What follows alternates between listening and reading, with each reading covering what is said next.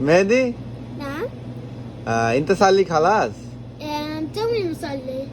يعني خلاص الحين ها توي صليت وبعدين خلاص.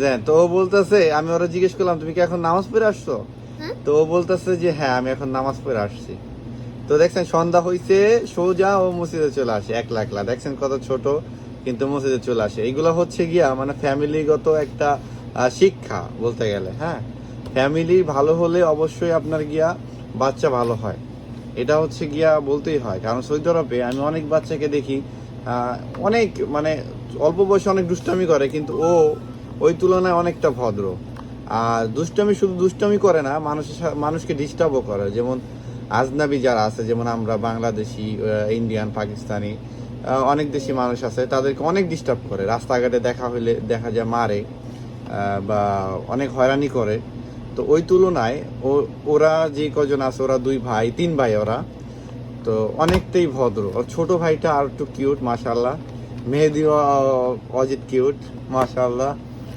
دعكوين رمالة. رمالة بيض ها بيت كويس مهدي الحين صار لي خلاص مهدي الحين رو بيض صح ايوه حبيبي.